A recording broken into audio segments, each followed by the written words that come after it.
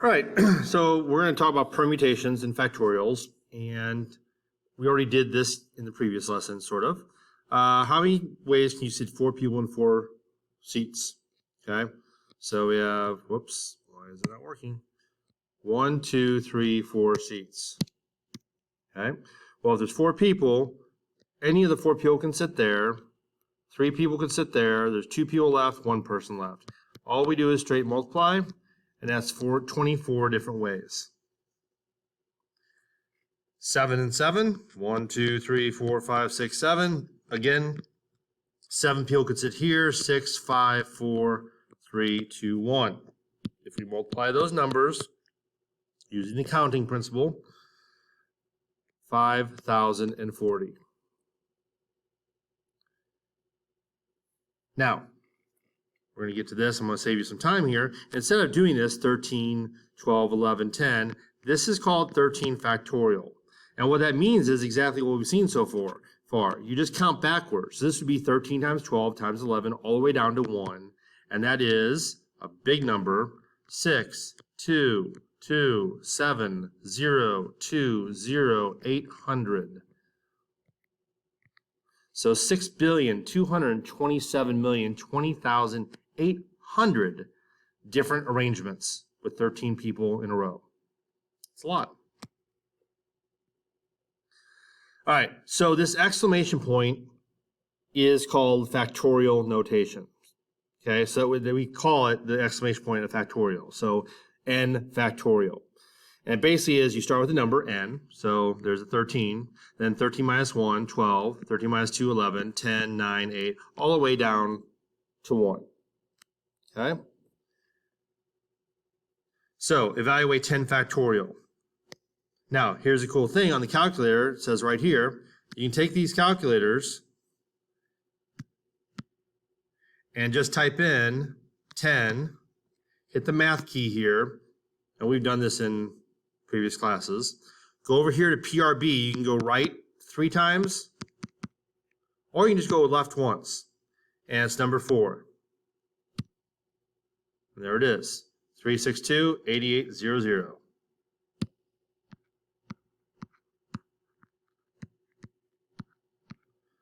So 3,628,800 different, well, that's just what that number is. But if 10 people were sitting in a row, that's how many different arrangements there would be. How many ways could you seat 13 people in a row? Okay, well that is, we've already done that, so that's kind of redundant. So we have that right there. So using factorial notation, which I already cheated and did before, that's what it would look like. All right, so 15 factorial. Again, we go 15, and we go math, left, 4, boom. Now, notice what it says there. 1.3, all those numbers, e to the 12th. This is the calculator's way of saying scientific notation. The e to the 12th is the same thing as saying times 10 to the 12th. Okay, so all we're going to do is we're going to write the number they gave us, 1.3, I'm not going to put the point, 07674368, and we're going to take where the point was here and move 12 spaces to the right. 1, 2, 3, 4, 5, 6, 7, 8, 9, 10, 11, 12. And then we're just going to drop 3 eggs in the egg holders. And then we have our commas. There, there, there, and there. So that's 1,307,674,368,000 is 15 factorial. Okay, we're not going to do 70 factorial because it'll make the calculator blow up. Not really. We're going to do 6 factorial. And again, you would just hit 6 math factorial, and that's going to be 720.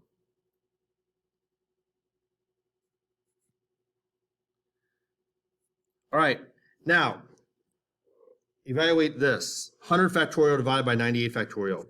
If you think about this, the top number would be 100 times 99 times 98 times 97, and so forth. The bottom would be 98 times 97, 96, 95, 94, and so forth. Basically what happens is this all cancels out. So all this really is 100 times 99. And that ends up being 9,900. Now, the reason why we have to know this little trick is because you cannot actually type in this in the calculator without making it explode. It can't handle it. So, here's the trick. 82 divided by 78 factorials.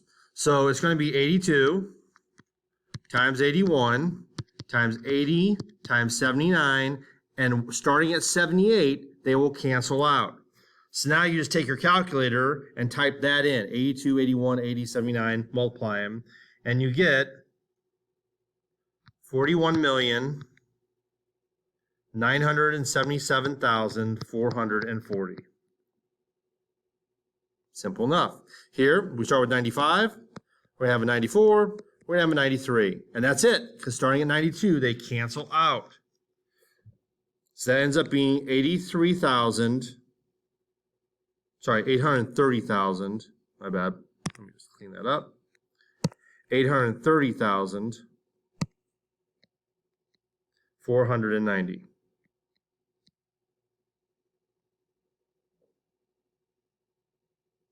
All right.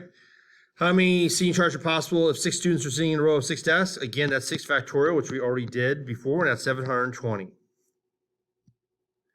How many seating charts are possible with 18 students to pick from to sit in a row of 8 desks?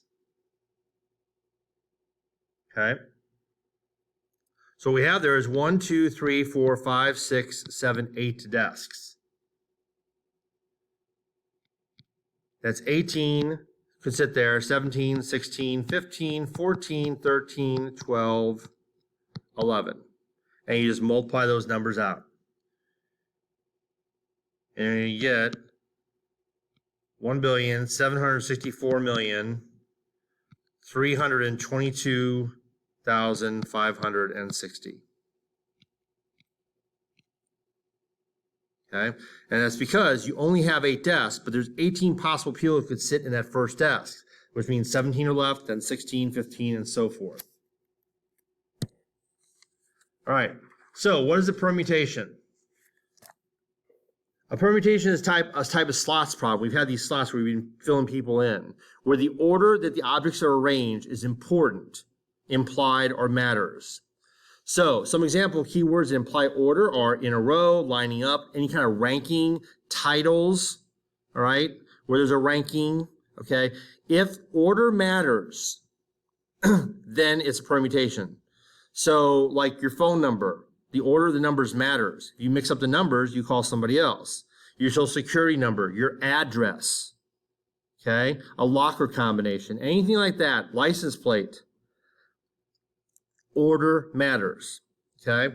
So permutations are merely another version of slots, okay? Any permutation problem can be done with slots. In other words, truly, you do not need to know the permutation formula if you understand slots, but the formula may be helpful for some problems. Okay, so the permutation formula is simply a shortcut, right? For problems where repetition is not allowed, order matters, all right? So let's get into this. How can we seat 18 people in 8 desks? Okay, so we already just did that problem, okay? But I want to show you how to do it on the calculator. It's very simple. We're going to do 18. We're going to do something called NPR. The P stands for permutations. And 8 in 8 seats. So we go to our calculator, and we're going to hit the first number, 18, okay? We're going to go to math, go back to probability, and see at number 2, NPR, and just hit 8. And there's our answer again, okay? 1, 7, 6, 4, 3, whoops. 2, 2, 5, 6, 0. Very easy. Okay, there is a complicated formula for it, but we're not even going to make use of it because we have this wonderful calculator.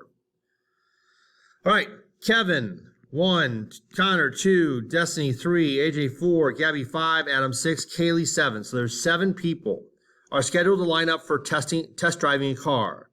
How many ways can they be arranged? Okay, that's just order of people, okay, and it doesn't matter. They could just do any way they want. That's 7 factorial, okay? The order they go does not matter. There's nothing in this problem that says order matters, all right? Now, how many ways can you pick a baseball team or a lineup of players? Okay, so there's titles, positions, for a group of 13 athletes. Well, there's 13 people trying out. There's a permutation because order matters for 9 positions. So we go to our calculator. That's not what I wanted. We hit 13, math, go over to PRB, hit number 2. We hit 9, and there it is. 2, 5, 9, 4, 5, 9, 200. So that's how many different ways a team could be picked from 13 people trying out for 9 positions.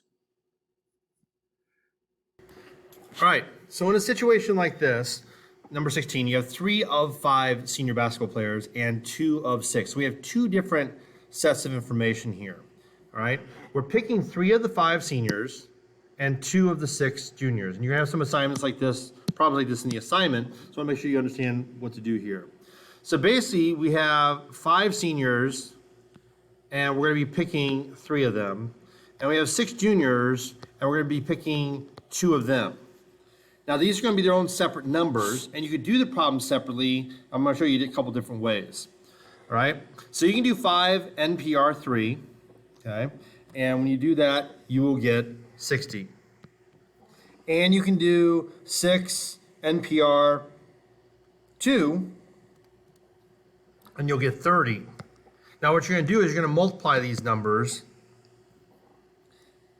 and get 1,800. Okay, so like I said, you can have a few problems in there like this. But you can also, if you want to, it's up to you, do it in one fell swoop. All right. Now, if you do it like this, though, you got to be careful with parentheses. So what you do is you do this, and you're going to do your 5 NPR3. So 5, go to math, go over 1, number 2, and put 3. And close parentheses. And then we're going to say times this new parentheses, all right? And you're going to have 6 NPR2. Now, I will tell you on some of the newer calculators, sometimes this ends up being like a small, like this will minimize this. And when you do this, you might have to arrow over to put the parentheses. You don't want a tiny little parentheses. It needs to be over, all right? And there's your answer of 1,800. So a couple different ways to do it. You can do them separately and then multiply them, or you can do it all in one fell swoop. It's totally up to you.